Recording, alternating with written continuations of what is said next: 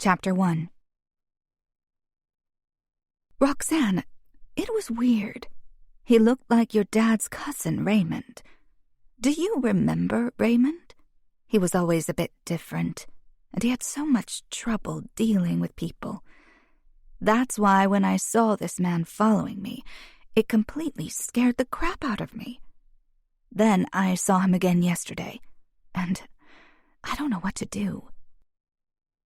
Roxanne's eyes flew open.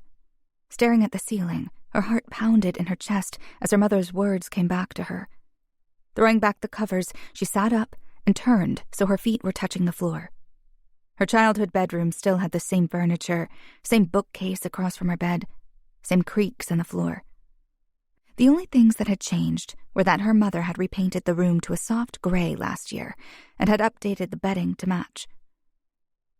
I want you to be comfortable when you come home, and you've outgrown the pink floral patterns. This suits you so much better, her mother had said. Oh, how she wished she could speak to Mom now. Sliding on her slipper socks, she walked out of her room and hesitated. This home seemed too large and ominous somehow now.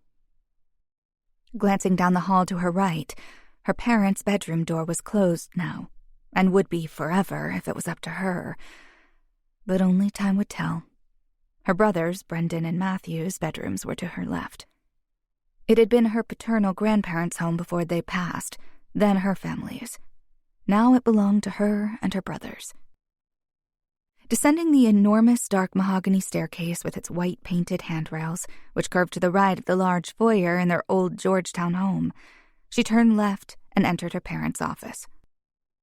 Her mother had remodeled this room 20 years ago, but it still suited the era of the house. Majestic mahogany pillars stood adjacent to the wall behind her father's desk, and in between those pillars were towering shelves of books. She loved playing in this room when she was a girl. Her father spent countless hours in here as his military career soared. His final position landed him at the State Department, working as the chief of protocol, appointed by the president. It's also the position that got him and her mother killed. Turning to the opposite side of the room, where her mother's identical desk sat, she walked behind the desk and opened the top left drawer. Somewhere in here, her mother had kept the key to the storage units in the basement. She needed to find a picture of Raymond. Her first order of business tomorrow morning would be to find Raymond and figure out why he had been stalking her mother, and if he had anything to do with her death. The sheer level of chaos, not to mention the political uproar, that had enveloped her parents' deaths and that of Kenan Mammadov, Prime Minister of Azerbaijan, at the same time, was monumental. Feeling around the papers in the drawer, she also found office supplies, staples, tape, and a ruler, but she couldn't feel the key. The moonlight that shone through the tall windows to her right was ample light for moving around the house, but didn't offer enough light to see a small key.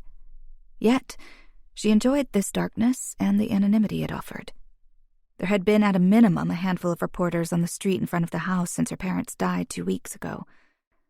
Turning on the lights would allow them to see in better and use the zoom lenses on their cameras. Fuck that. Pulling the papers out of the drawer and laying them on top of the clean desk, she felt around a bit more. Nothing. The top drawer on the right was next.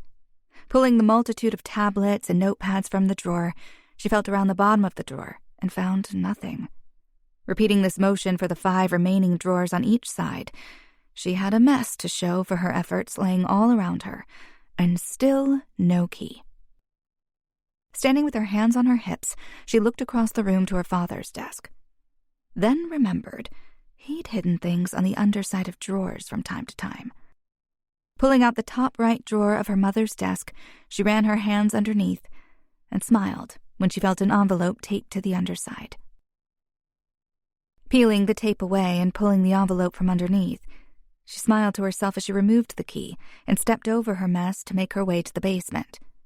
Through the foyer and into the living room, she turned right and headed to the back of the house and the kitchen. The basement door was directly to the right of the entrance to the kitchen. Opening the door, she clicked on the light and descended to the basement. Over the years, her parents had reinforced the basement and added lighting and the locked storage units, which her father had insisted upon having, since his position meant he had access to and possession of confidential information. Her mother then had insisted they have a room in the basement where family heirlooms and pictures were stored, keeping the room at a constant temperature and humidity-free. Opening her mom's storage room, she looked at the shelves, walking down the row until she found the storage boxes marked family photos.